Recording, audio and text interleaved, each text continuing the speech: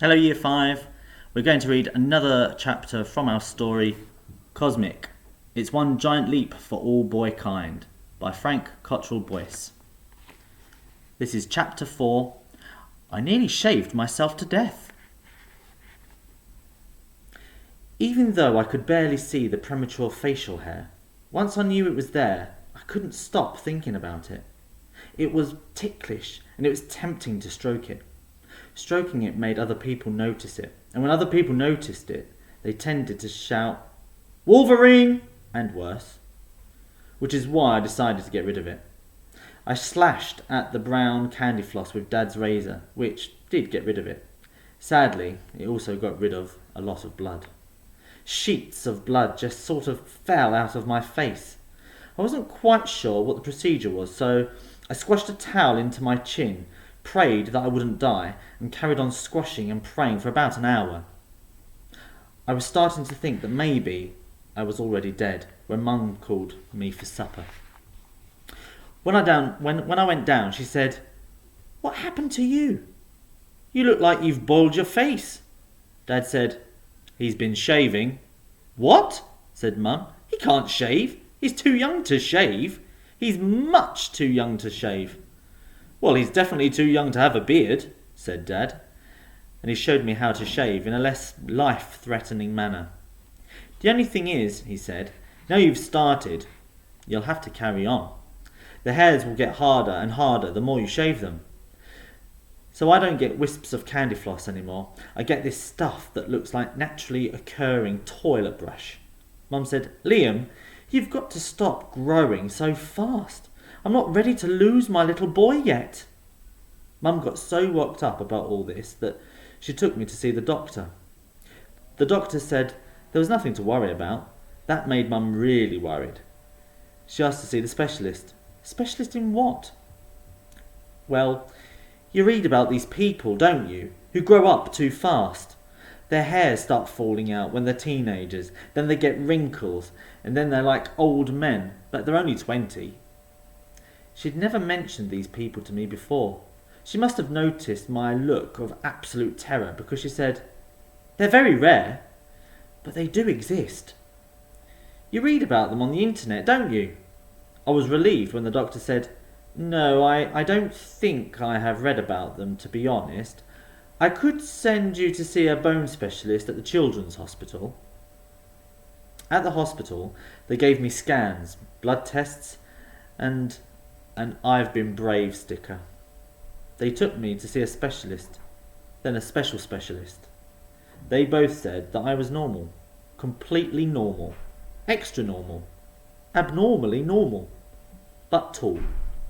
"He's just a little boy," said Mum. "He's growing up too quickly." "We all feel like that about our children, Mrs. Digby.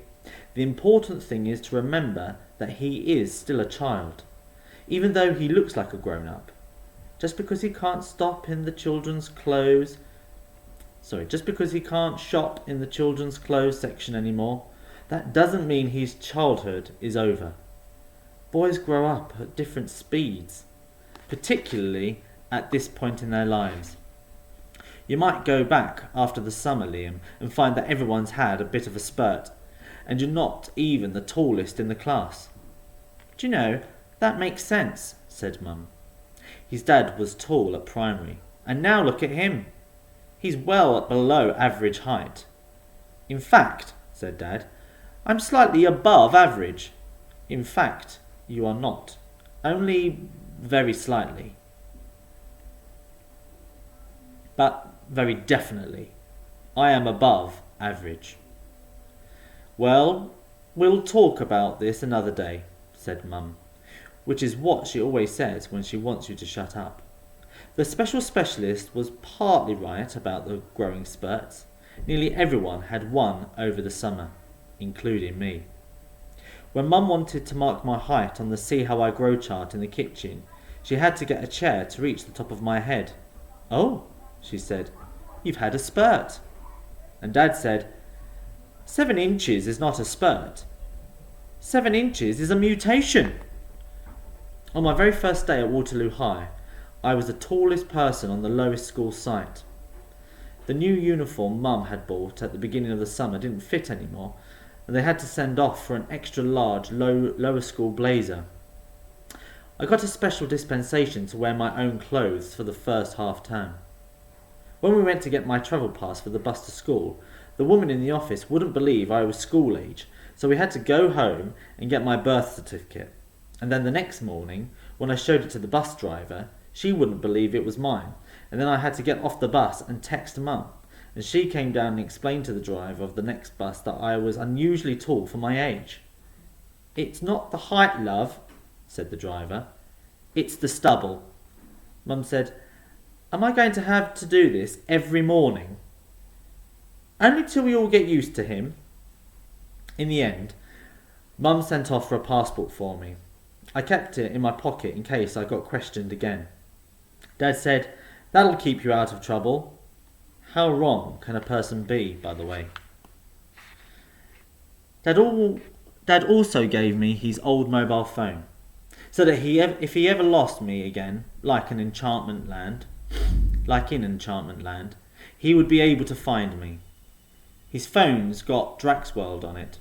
In case you don't know, that's this cosmic application that shows you your present location, directions to anywhere from anywhere, and also live satellite photographs of anything in the world.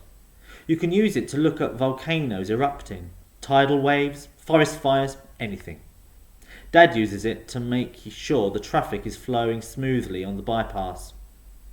That first day at Waterloo High, I was on Draxworld all the way to school on the 61. I used it to look at theme parks and thrill rides. I found Oblivion in Alton Towers, Space Mountain in Euro Disney, the Terror in Camelot, Thunder Dolphin, Air, all of them. As the bus was crawling along Waterloo Road, I typed in Waterloo, wondering if I'd be able to get a satellite view of me on the bus. Instead, the screen filled up with 10,000 options. There were Waterloos everywhere. Waterloo Station in London, Waterloo the port in Sierra Leone, Waterloo in Belgium. You could go around the whole planet just jumping from Waterloo to Waterloo. I found Waterloos with waterfalls, Waterloos in the jungle, Waterloos in snowy mountains, and Waterloos with sandy white beaches. I couldn't figure out why anyone who wanted to live in a Waterloo would think, yes, Waterloo, but not the one with the big beach, or the one with the limitless white wastes of Siberia. No, the one with the flyover, handy for the New Strand shopping centre. Draxworld gives you directions to anywhere, so it's not like it would be hard. If you were a proper grown-up and not just a stubbly boy, if you were my dad for instance, all you'd have to do is fill your car with petrol, turn left, turn right, go straight on, and next thing you know, white beaches, snowy mountains, coral reefs. Truly, grown-upness is wasted on grown-ups. When I got to school, Mrs. Sass, the head, saw me in reception and said, "Ah, Tom?" "Liam." "Yes, of course. I'm Lorraine. Come this way." I remember thinking, fancy telling me her first name. Isn't that friendly? Mrs. Kendall never told us her first name when we were in Joan of Arc. So Lorraine took me off to the staff room and started telling me the names of all the teachers. They all shook hands with me and said they were pleased to meet me. I was thinking, what a polite school. I wonder if they do this to every new kid. It must take ages. Then Lorraine said, "Everybody, this is Liam Middleton, our new head of media studies," and she was pointing at me. I know I should have put her right there and then, but someone gave me a mug of coffee and a custard cream and sat me down in a nice big easy chair. So I thought, I'll tell her later, when I've eaten the biscuit. Then Lorraine said, "We've got assembly this morning. I'll bring you up on the stage and introduce you to the whole school. Do you have anything you'd like me to say about you? Like what football team you support or any special interests?" I suppose that would have been a good time to say, "Very interestingly, I'm not a teacher, I'm a year 7. But she just seemed so happy, so I said, I like massively multiplayer online computer games. She looked a bit blank. Like World of Warcraft, where you have an avatar and your avatar has skills and goes on quests. Ah, said Lorraine. Skills. We are great believers in promoting skills here at Waterloo High. I've got a lot of skills, I said. Of course, some of them aren't that useful in real life, like dragon taming. Some of them are illegal, like knife throwing. I think that's illegal. I think it probably is. I did try to persuade the head in my last school to start a World of Warcraft club, but she just looked at me like I was an idiot. Lorraine looked at me like I was an idiot. Then the bell went. We'd better go through to assembly. Maybe you should just introduce yourself. Don't worry about being interesting. So that's how I ended up on the stage, standing just behind Lorraine while she talked to the whole school. There were about 8 people in the front row who knew me because they'd been at Joan of Arc Primary too, including Florida Kirby, who kept waving and making faces. Lorraine said everyone was welcome and she hoped everyone had had a good summer. Then something about a new registration procedure, and then she said, "And now I'd like to introduce you to a new member of staff. He's going to be teaching media studies, and he'll be form tutor for Class 9 Mandela. This is Mr. Middleton." And she pointed to me. I stepped up to the microphone and said, "Thanks, Lorraine. Sorry, Mrs. Sass." But everyone in the hall was already muttering, "Lorraine, her name's Lorraine." And Lorraine was looking cross. All these faces were looking up at me. Part of me was thinking, I really should think more about the consequences of my actions. Then this wouldn't happen to me. But another part of me was thinking, this is good. I said, "Morning, everybody." And everybody said, "Morning, sir." Sir. I said, "Has anyone here been to Waterloo near Liverpool?" 1,200 hands shot up and waggled in the air like a salute. Looking out at them, I felt like the bad emperor in Star Wars. I took a breath and said, "Has anyone been to Waterloo in Belgium, scene of the original Battle of Waterloo in 1815? No one. I said, "Siberia? Siberia is as big as Europe. It's got the largest freshwater lake in the world. A lake so big it has its own species of dolphin. The ice is so thick that the railway runs over it. It's also got a town called Waterloo. Has anyone been to Waterloo, Siberia?" No one put their hand up. Why not? No one answered, but they all squirmed in their seats as though going to Siberia was homework and they hadn't done it. Waterloo and Sierra Leone? No one had. Sierra Leone has lush rainforests and amazing history. Anyone? No one. Why? They all squirmed again. Why have we all been to the Waterloo with the bypass and the shopping precinct when none of us have been to the Waterloo with the waterfall, the Waterloo in the jungle, the Waterloo by the frozen lake? Why? These places. They're not in Narnia. You don't have to find a magic wardrobe to get to them. They're not in Azeroth.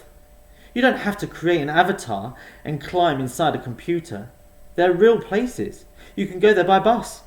Sometimes it'll take a lot of buses. But they're just there. They're part of your world. Someone shouted, "Yes!" I was amazed to see it wasn't one of the children. It was Lorraine. I realised now that she thought I was being a bit metaphorical. She thought I was going to say something about how education opens up new worlds for you or something. But I didn't. I said, "Let's go." No one moved.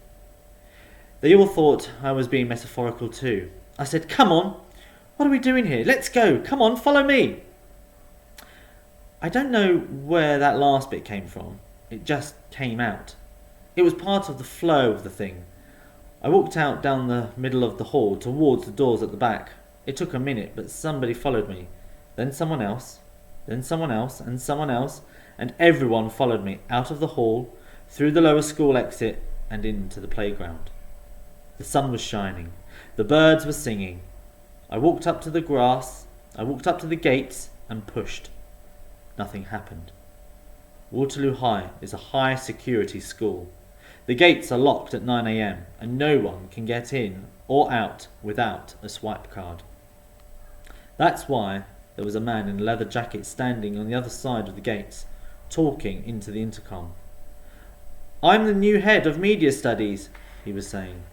And over the intercom the secretary was saying, "I don't understand. You're already here. You're taking assembly." By then, Lorraine was at the gate. She looked at the actual new head of media studies. Then she looked at me and she hissed, "Who are you?" I did try to explain it all to her. I said, "I'm really sorry, Lorraine." "Don't call me Lorraine anymore. It's Mrs. Sass." "Yes, Mrs. Sass. Why didn't you tell me your real name?" "I did, but..." "Well, you should have more sense. A big lad like you." When I got home, Mum said, "So how did it go? First day at big school?" I said, "All right." "Is that all you've got to say?